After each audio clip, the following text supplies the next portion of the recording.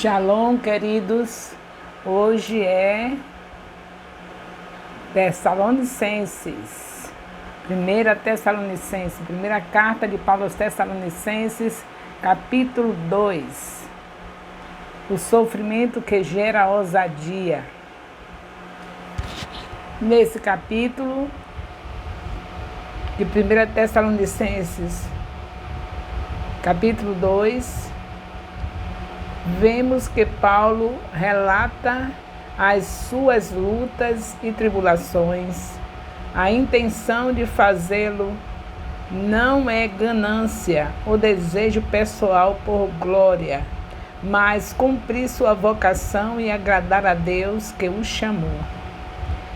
Ele faz questão de destacar que jamais foi um peso para a igreja, não permitindo que a ganância o dominasse e que trabalhou noite e dia para não sobrecarregar os humildes irmãos. Ao saber que estão enfrentando forte oposição, os encoraja a perseverar, relatando como o exemplo deles tem sido importante no reino de Deus para o crescimento das outras igrejas. Encerra dizendo que gostaria muito de visitá-los e que sentia prazer em estar com irmãos e fazer parte do dia a dia daquela igreja. Veremos agora o contexto histórico de 1 Tessalonicenses, capítulo 2. Paulo saudou a igreja em Tessalônica e traz a história Paulo saudou a igreja em Tessalônica e traz a história dos nomes importantíssimos para a expansão do evangelho. Silvano, que é o mesmo Silas, e Timóteo. Silvano, que é Silas, esteve com o apóstolo sempre e juntamente com Timóteo, ajudou a fundar aquela igreja. Paulo destaca o trabalho e a perseverança dos cristãos, mesmo na diversidade e tanto sofrimento, mantinham a convicção no evangelho sem desanimar, seguindo o exemplo dele mesmo na defesa da obra de Cristo, influenciando a muitos outros daquela região, levando a um crescimento expansivo e rápido da Igreja de Jesus. 1 Tessalonicenses, capítulo 2, versículo 1. Irmãos, a palavra irmãos aqui significa literalmente do mesmo ventre. Neste contexto, é um termo inclusivo que se refere tanto a homens como a mulheres cristãs. Os cristãos têm uma nova família espiritual por causa da fé comum. Mateus 12, 46 a 50. 1 Tessalonicenses 2, versículo 2, o sofrimento em Filipos. Em Filipos, Paulo e Silas foram açoitados e lançados na prisão por terem expulsado um demônio de uma moça escrava.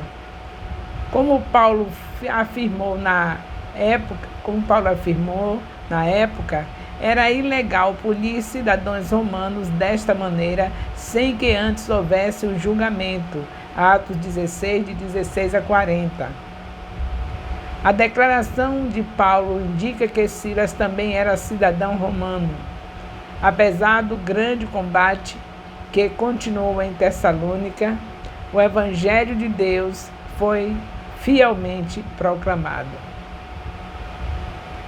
1 Tessalonicenses 2, 3. Exortação pela verdade de Deus.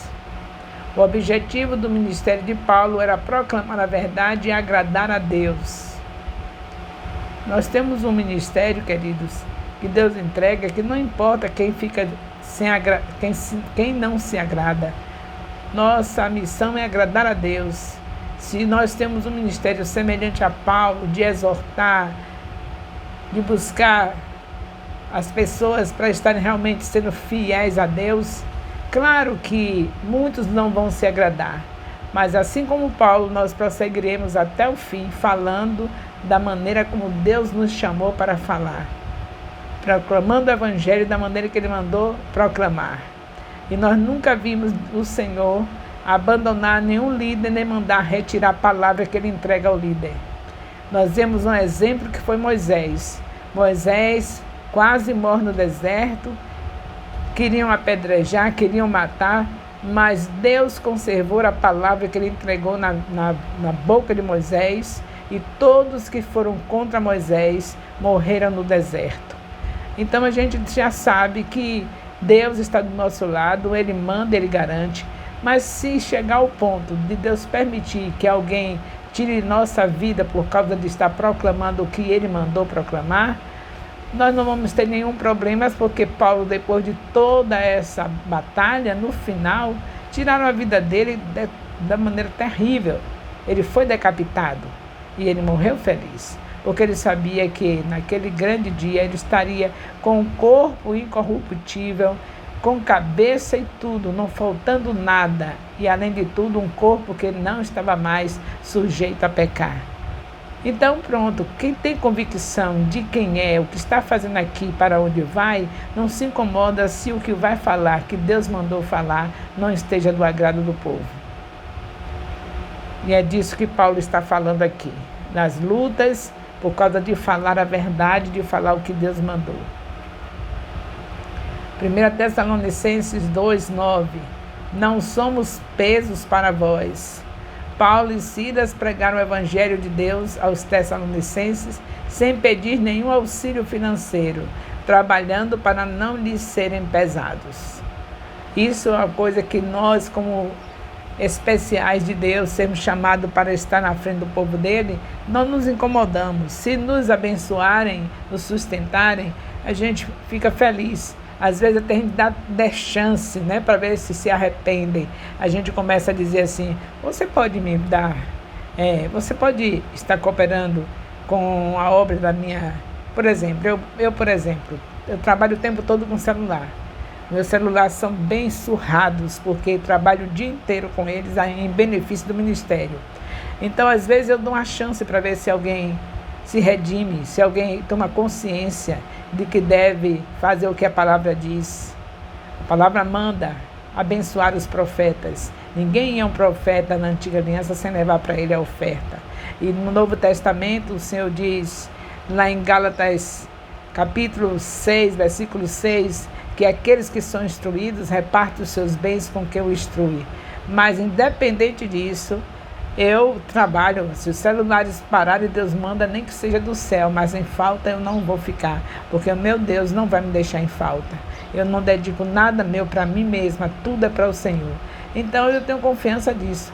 E às vezes eu dou uma chance, né, de assim, alguém pode me oferecer um celular de aniversário, de ano em ano meus celulares já estão bem estragados, bem surrados por causa do trabalho diário que eu tenho com o ministério através do celular. Aí eu às vezes faço isso para ver. Aí quando a gente faz isso, aí às vezes algumas pessoas são tocadas pelo Espírito Santo e juntam, cada um dá uma oferta para que dê o total do dinheiro de um bom celular, porque só serve para mim um bom celular. Mas quando não me dão, como já aconteceu várias vezes aí, eu não falo, não peço, mas todo mundo, ninguém está sem enxergar. Todo mundo está enxergando que eu uso o celular diariamente, e meu celular é bastante forçado. A gente força muito porque são muitos vídeos, muito trabalho. Mas as pessoas estão vendo. Então, às vezes eu estimulo para ver se alguém se salva, né? Alguém se salva dessa ruindade do coração. Mas tem vezes que eu fico calada, só esperando Deus mesmo vir com a mão dele direta e fazer a obra dele, porque eu sei que ele nunca vai me deixar em falta. E não sou pesada para ninguém. Não vivo de loja em loja, não vivo de vitrine em vitrine, não vivo de sapataria em sapataria. Eu vivo trabalhando para Deus. E todos sabem que na minha casa eu estou o tempo todo à disposição das ovelhas que o Senhor colocou no Ministério Apostólico Internacional de Jerusalém. Então, Paulo falou que não era pesado, mas Silas, eu também não sou pesada, graças a Deus, e eu espero que todos possam entender a palavra de Deus diante de um discipulado tão nobre como esse, e quando chegar nos assuntos que eu estou falando, sejam convertidos, porque a palavra de Deus não volta vazia. Louvado seja Deus. 1 Tessalonicenses 2,14. Perseguidos. A igreja de Tessalônica foi fundada em meio a perseguições, mas Paulo destacou que eles não foram os únicos a sofrer desta maneira. Desde a crucificação de Cristo, passando pelas igrejas da Judéia, a perseguição sempre esteve presente na igreja primitiva e não vai ser diferente na igreja desses últimos dias, onde Cristo já está voltando. Geralmente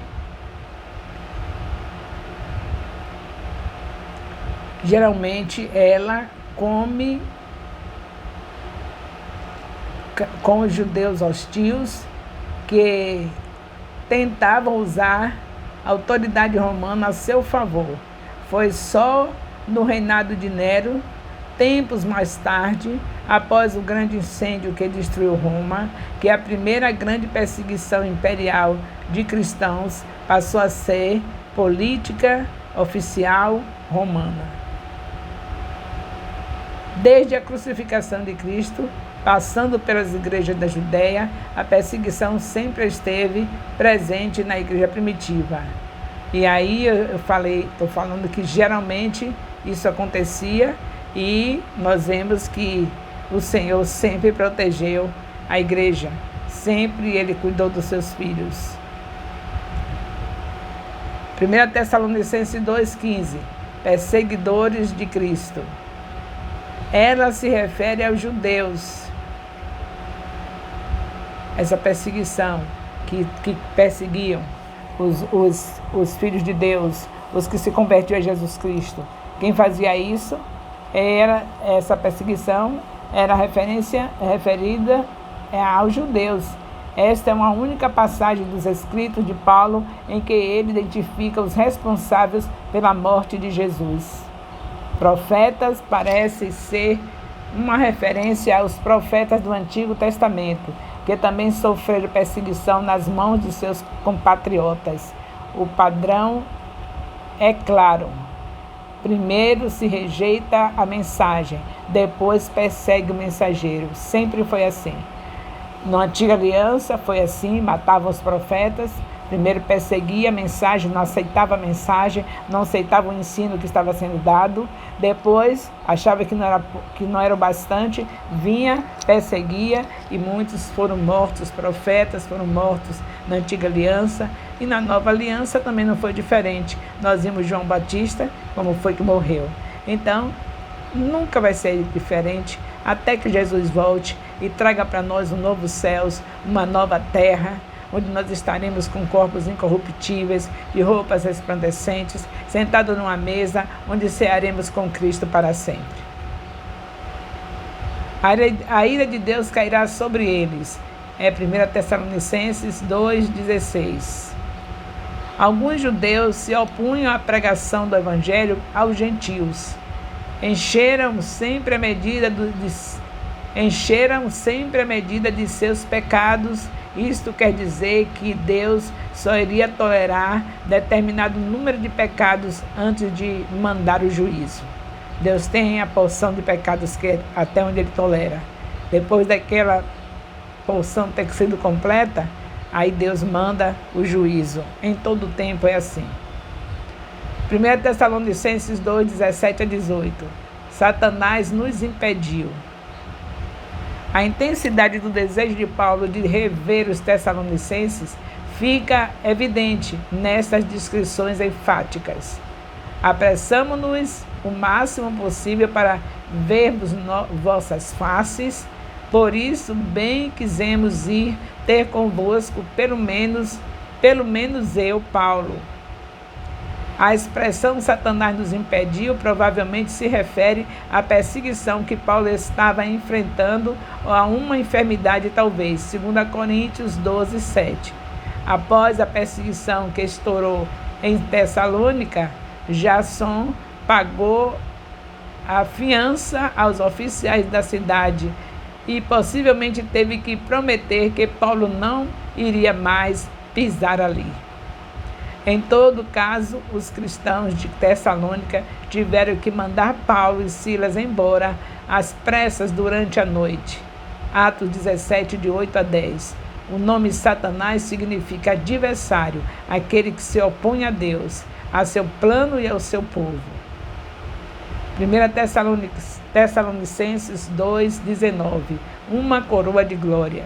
A referência à coroa traz a imagem de uma coroa de louros, usado na cabeça como recompensa pela vitória em competições esportivas gregas.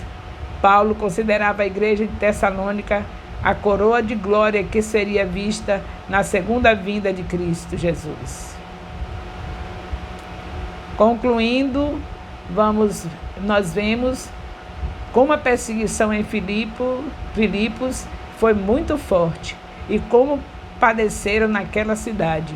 O resultado disso é que eles se tornaram mais ousados em Deus para falar do Evangelho em outros lugares. Note como podemos tirar proveito das situações difíceis. Elas nos deixam mais fortes. Deus vai usar as dificuldades pelas quais passamos para nos forjar, para nos fortalecer e nos tornar pessoas mais experientes. Note também que Paulo diz que a maneira como eles se comportaram lá tinha o objetivo de levar as pessoas a terem uma vida digna de Deus, atendendo ao chamado do Senhor. Isso significa que a maneira como nós vivemos as nossas vidas aqui influencia diretamente na maneira como as pessoas vão atender o chamado do Senhor. Elas estão nos lendo, somos Bíblia dessa geração. As pessoas veem a Bíblia em nós, como aconteceu na minha vida. Há 20 anos atrás, eu passei por um sofrimento terrível dentro de um sítio com um filho especial. E meu marido na luta para reconciliar as vidas com Deus, indo de casa em casa dentro da cidade onde nós estávamos sendo chamados para essa obra de estar na frente de um povo de Deus. E aí meu marido o tempo todo, de dia até a noite, atendendo pessoas no gabinete, durante o dia de casa em casa para trazer de volta as pessoas que estavam decepcionadas, que estavam desistidas. E eu, sozinha dentro do sítio, não perdi tempo, doente, com problema seríssimo da tireoide, com um filho excepcional. Mesmo assim, enfrentei tudo no poder do Espírito Santo, deixei naquele bairro onde eu estava, bem distante da cidade, é claro, por isso que ficou mais difícil para mim.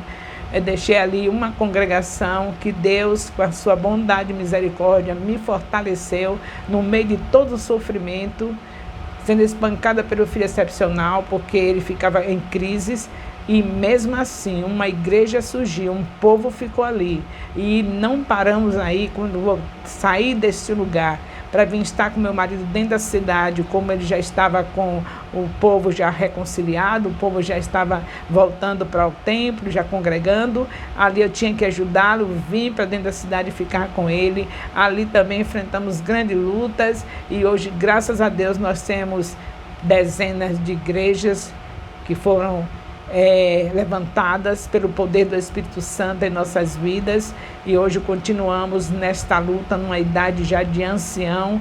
Não desistimos, nem vamos desistir, ficaremos nessa luta, sendo vitoriosos em Cristo Jesus, até o dia que Ele nos chamar para a eternidade. Então, as pessoas que têm desculpas para não fazer um discipulado e somente chegar para ler a Bíblia todos os dias, que é uma dever de todo cristão, para escutar um vídeo onde está as informações os comentários daquele assunto, daquele capítulo. Uma pessoa que a essa altura tem dificuldade de fazer isso, precisa se arrepender, porque se olhar para a vida de muitos que deram a sua vida por Jesus, vai entender que não saber, não se esforçar para fazer um discipulado simplesmente porque tem que ler um capítulo da Bíblia por semana, simplesmente porque tem que ler durante os dias na sua casa, no horário da manhã, no lugar secreto, ler aquele capítulo da Bíblia, depois do almoço, enquanto descansa o almoço, repassar o capítulo da Bíblia, e à noite estar fazendo seu culto doméstico com esse capítulo da Bíblia, que é o capítulo do discipulado. Se uma pessoa se recusa a fazer isso, realmente precisa buscar mais a Deus, para entender que a vida com Cristo é renunciar a si mesmo, tomar a sua cruz e segui-lo. Tem que entender isso. Enquanto não entender isso, está bem distante dele. E é isso que Paulo está aqui nesse sofrimento. Louvado seja Deus, porque Ele deixa para nós esse exemplo, sofrendo, mas sem desistir de prosseguir com Jesus Cristo.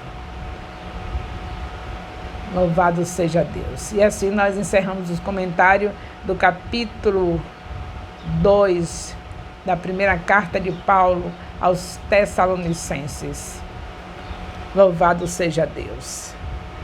E assim nós deixamos com vocês a bênção apostólica, o amor de Deus nosso Pai, a graça salvadora do nosso Senhor Jesus Cristo, a comunhão do Espírito Santo, seja com todos os discipuladores e discípulos do MAI FJ, com todos os líderes de célula, co-líderes de célula e componentes das células MAI FJ, desde agora e para sempre. Amém. Louvado seja Deus.